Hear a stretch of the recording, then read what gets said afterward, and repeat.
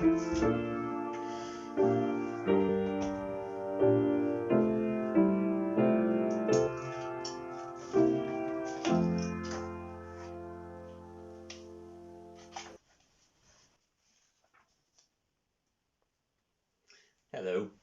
these are the lecture notes that I made in my fourth year of studying physics at university.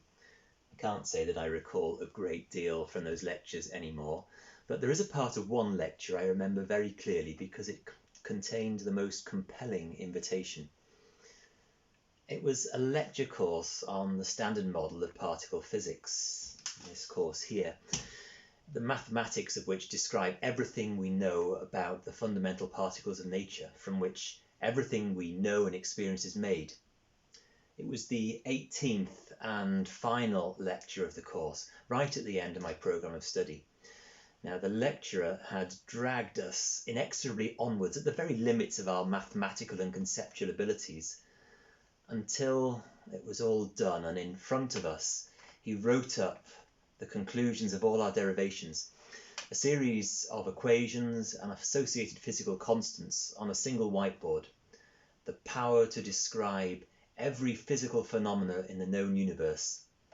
There before us, the greatest triumph of human understanding, the summit of all knowledge, the cipher which could unlock the mysteries of the distant stars and of the matter from which we're made, the reason that atoms themselves hold together, and the processes that make it possible for us to interact with things.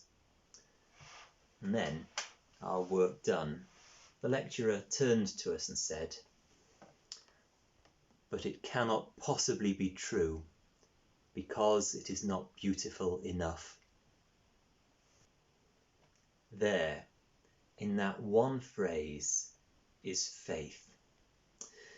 And there also is the invitation, an invitation to us as to himself, in fact, I guess to all humanity, that there is something more wonderful, more pure, more beautiful at the heart of our existence, just waiting to be discovered. It's this invitation which motivates all fundamental inquiry, and it's based on a conviction, a faith about the character of what will be found.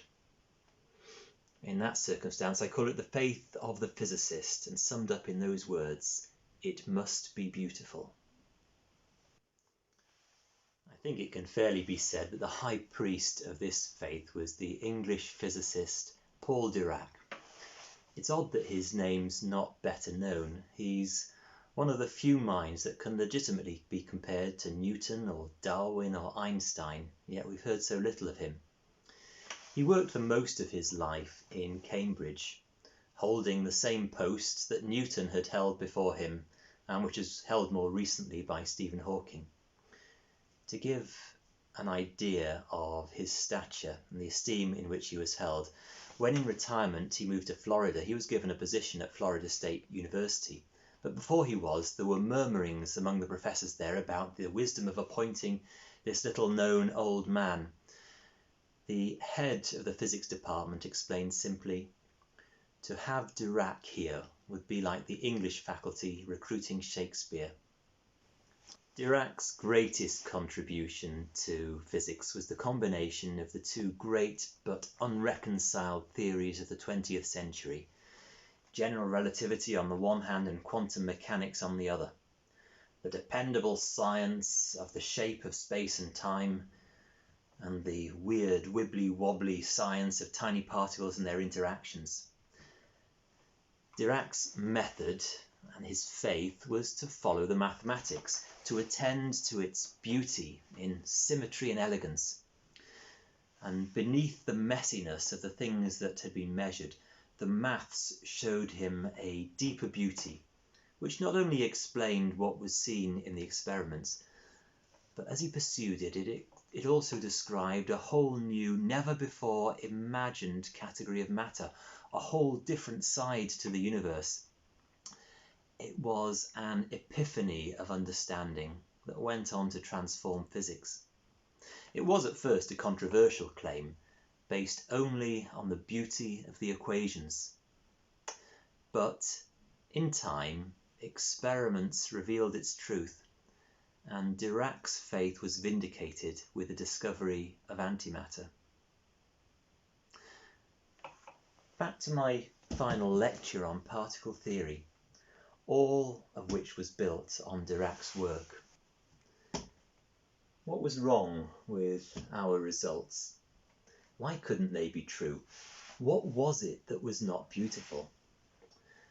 Within those elegant equations were scattered an array of physical constants, simple numbers that are measures of things like the speed of light or the strength of gravity or the weight of an electron. They can't be calculated, they have to be measured. They're facts of experience, not expressions of understanding.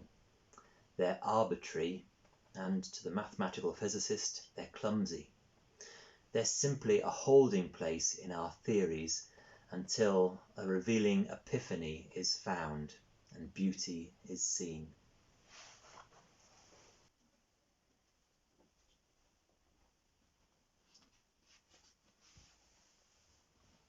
You will, I hope, know the experience of an epiphany, a moment when the pieces of a puzzle fit together in our minds and we intuitively understand something for the first time. I've had those moments in my pursuit of physics and in my pursuit of God. Either way, they felt the same. The simple joy of being part of this universe and of there being order and beauty at the heart of it. There has never been any meaningful conflict between science and religion, really, because both are responses to the same invitation, to have our eyes open to deeper and more compelling beauty. In the last video, I thought about Moses and the commandments, not arbitrary, clumsy laws, but epiphanies about our true natures.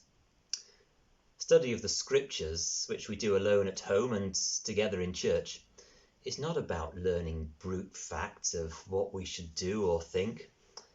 It is a following of faith that we shall see more clearly the beauty of life.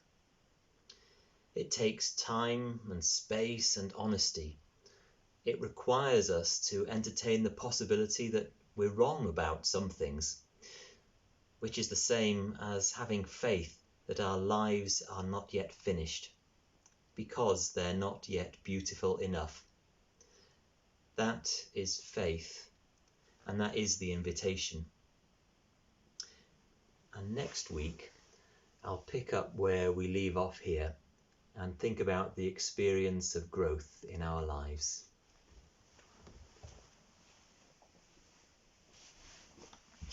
Oh, and if you'd like a devotion for the end of this video, maybe just take a moment to stop and to explore those places where you have experienced beauty and epiphany and deep truth, and where there might be more to find.